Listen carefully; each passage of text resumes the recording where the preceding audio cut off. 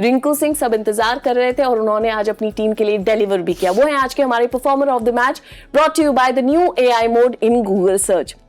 मनोज, कुछ दिन पहले आपको याद है हमने ये चर्चा भी की थी KKR की, आप कह रहे थे कि रिंकू सिंह की बॉडी लैंग्वेज में भी दिख रहा था, जब आपके खुद के रन्स नहीं बनते हैं आपको लगता है यार ये हो क्या रहा है, वो फील्डिंग में भी दिखता है, वो ग्राउंड में भी दिखता है, लेकिन शायद ये न सिर्फ ये जीत, उनकी इंडिविजुअल परफॉर्मेंस उनके लिए बहुत कारगर साबित होगी, बहुत कॉन्फिडेंस देगा इसे। और ऑब्वियसली आज इन्होंने प्रमाण दोबारा किया कि ये क्या कर सकते हैं, और नाबाद रह के मैच जिताना ये सबकी बस की बात नहीं होती है। बहुत सारे खिलाड़ी ऐसे होते हैं जो अंत तक ले जाते हैं लेकिन मैच फिनिश नहीं करते, बट इन्होंने जिस तरह की पारी खेली है आज, ये प्रमाण हो गया कि 1-2 मैच हो या 3-4 इनिंग्स हो, इससे ये कह देना कि ये आउट ऑफ फॉर्म है वो सही बात नहीं है। मैं यहाँ पे बात कर रहे थे आप लोगों के साथ कि इनका क्रम क्या ऊपर भेज सकते हैं।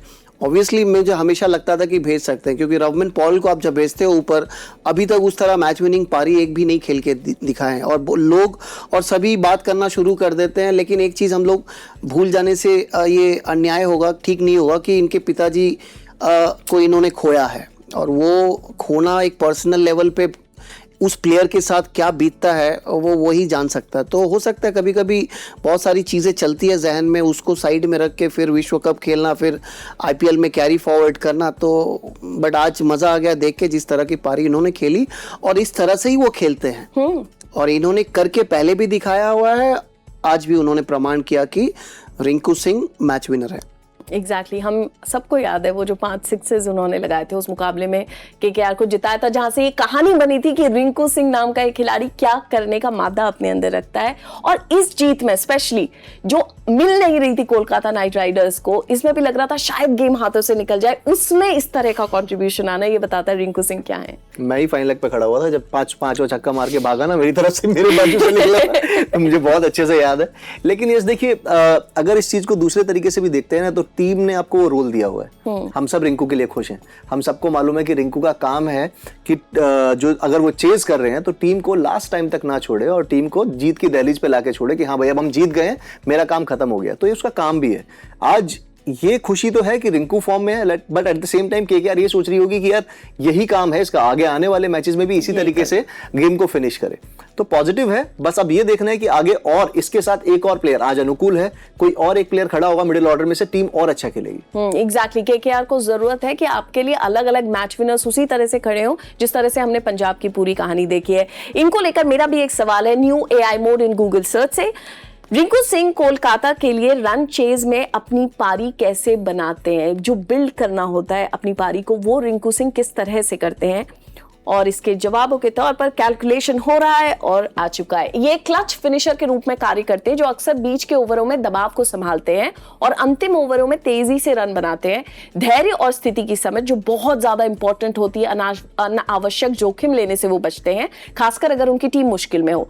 जो आपने बात करी, मैच को अंत तक ले जाना है और डेथ ओवर्स में स्पिनर्स और तेज गेंदबाजों के खिलाफ बाउंड्री मारने की अपनी क्षमता को भरोसा उस पर दिखाते हैं, और लचीलापन है उनके पास जो नंबर 5 या 6 पर बल्लेबाजी करने में सहज हैं। और मानसिकता और संयम, हम सबको याद है जिस मौके की बात करी गुजरात के खिलाफ जो उन्होंने 5 सिक्सेस लगाए थे, और रिंकू सिंह के लिए वो जो रोल है उसको लेकर क्लैरिटी अगर कोलकाता नाइट राइडर्स की तरफ से मिलती है, हालांकि वो फ्लोट भी कर लेते हैं, तो वो उनके लिए भी बहुत बेहतर होगा आने वाले मैचेस में। नहीं देखिए, मेरे को लगता है इनमें वो काबिलियत है कि वो ऊपर जाके भी मैच को अंत तक ले जाके मैच खत्म कर सकते हैं। क्योंकि ये ना कभी कभी मुझे ऐसा लगता है कि इन लोगों को ये रोल दे दिया गया है तो वो रोल दे दिया गया है। ठीक है, रोल दिया हुआ वो एक अलग सा चीज़ है, क्लैरिटी दिया हुआ है, बट इसके साथ साथ प्लेयर्स की काबिलियत को भी परखना वो सबका बस का बात नहीं है। Exactly. अब कौन सा कोच किस प्लेयर का काबिलियत को समझ के उसको उस हिसाब से नंबर दे, वो महत्वपूर्ण है, और ये इन्होंने किया है घरेलू क्रिकेट में बहुत बार किया है।